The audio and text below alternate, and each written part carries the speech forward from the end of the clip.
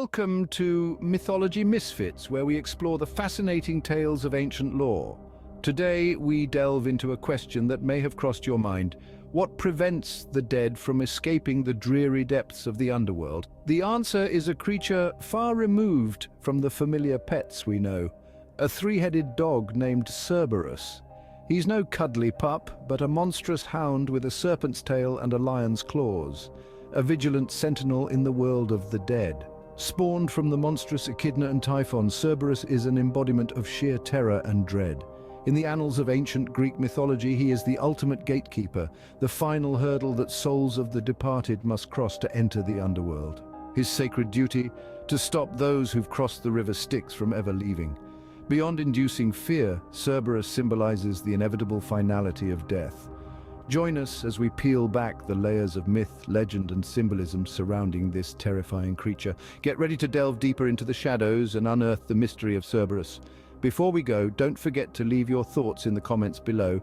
Give this video a like if you enjoyed it, and be sure to subscribe to Mythology Misfits for more riveting tales from the ancient world. Every legend has a beginning, and Cerberus is no exception. Our tale starts with a union of two of the most fearsome creatures in Greek mythology. Echidna, often described as the mother of all monsters, was a horrifying half-woman, half-serpent. She was a creature of nightmares, a sight so terrifying that the mere mention of her name would send shivers down the spine. Her partner in darkness was Typhon, a fire-breathing giant so enormous that his head was said to touch the stars. With 100 dragon heads sprouting from his shoulders and serpents coiling from his thighs, Typhon was a monstrous sight, a creature that embodied chaos and destruction. In the dark corners of the world, away from the prying eyes of gods and men, Echidna and Typhon came together. From this union of terror and monstrosity, a litter of beasts was born, each more fearsome than the last. Among these monstrous offspring was our three-headed enigma, Cerberus. Born into the world with a chilling howl, Cerberus was a sight to behold, even as a newborn. With 3 heads of a dog, the tail of a serpent, and a mane of snakes, he was a terrifying blend of his parents' worst features. Each head was said to have an insatiable appetite for flesh, and his eyes glowed with a malevolent intelligence.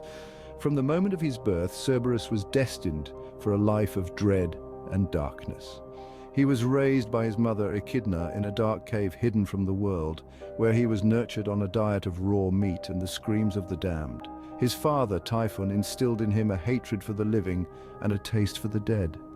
As he grew, so did his strength and ferocity. Each day he became more like his parents, more monstrous, more terrifying, and as he came into his own, the gods took notice. They saw in Cerberus a creature fit to guard the gates of the underworld, a beast that could inspire fear in the hearts of the bravest heroes.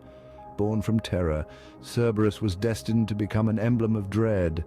Cerberus's role was not merely that of a guard dog. His presence had a far deeper significance. Now imagine standing at the edge of life and death, where the worlds of the living and the deceased intersect. This is where Cerberus, the Hound of Hades, would be found. His primary duty? To prevent the dead from escaping the underworld and to stop the living from trespassing into this realm of shadows. Cerberus was not the underworld's gatekeeper merely by virtue of his physical might.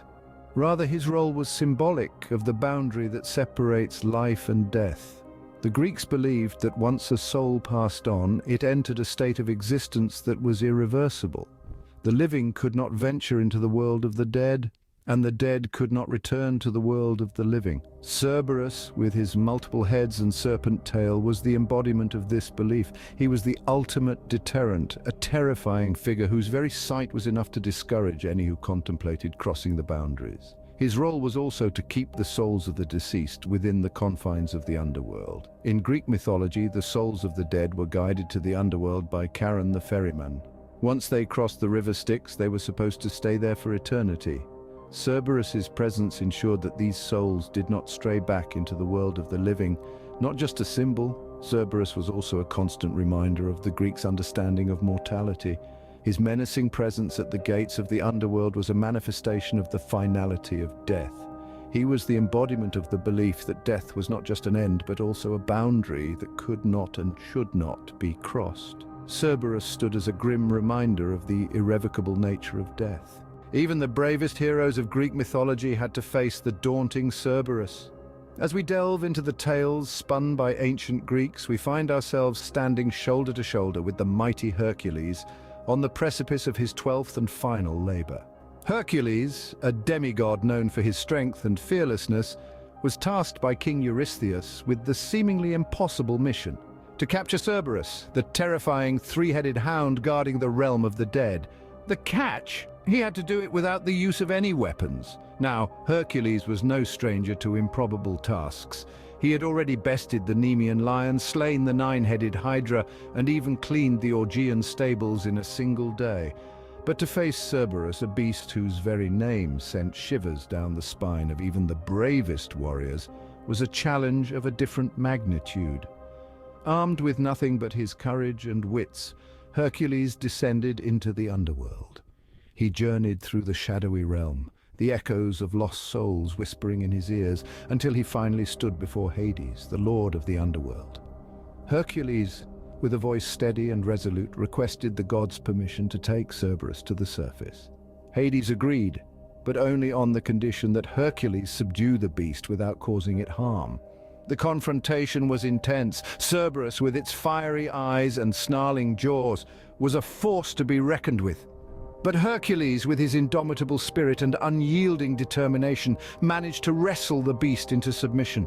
He returned to the world of the living, bearing the subdued Cerberus as proof of his accomplishment. Through sheer strength and courage, Hercules had achieved the unachievable. He had faced and tamed the dreaded Cerberus, completing his final labor and securing his place in the annals of Greek mythology. Hercules' encounter with Cerberus is a testament to the dog's formidable reputation. And as we continue to unravel the mysteries of Cerberus, we see that the creature's terrifying image is not just for show. It's a symbol of the impenetrable barrier between life and death, a reminder of the inescapable fate that awaits us all. Cerberus's presence in Greek mythology is not just a tale of terror, but a symbol laden with deeper meanings.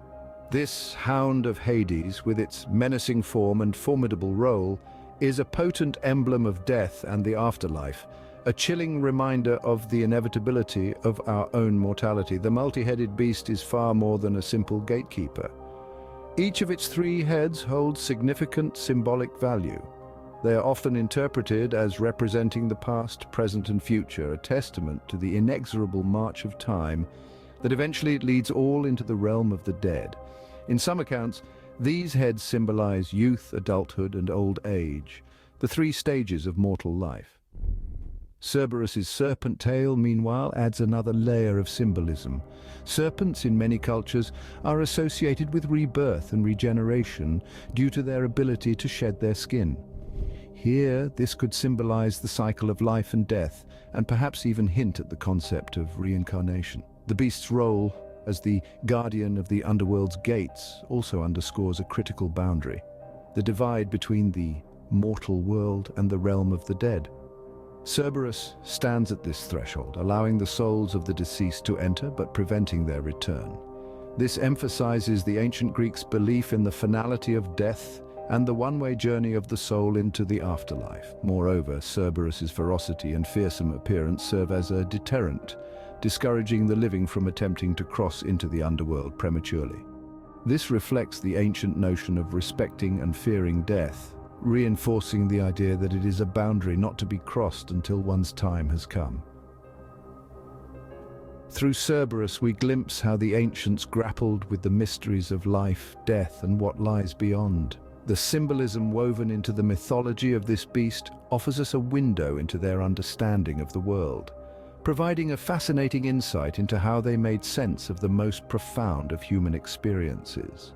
The legend of Cerberus transcends time, making appearances in contemporary pop culture. The menacing three-headed hound has found its way into many aspects of modern media, leaving a lasting impression on audiences worldwide. Take a stroll through the pages of literature and you'll find Cerberus casting its shadow. Rick Riordan's Percy Jackson series, for instance, features the beast as a guard dog for the underworld, staying true to its original mythological role. Movies and television aren't immune to Cerberus's charm either. The hound has been depicted in various forms, sometimes softened for younger audiences, and other times as terrifying as its mythological counterpart. Even in the realm of video games, Cerberus prowls. It's not uncommon to encounter the beast in fantasy RPGs, often serving as a formidable boss or a loyal pet. Cerberus, the fabled guardian of the underworld, continues to captivate us, reminding us of the age-old fascination with the mysteries of the afterlife.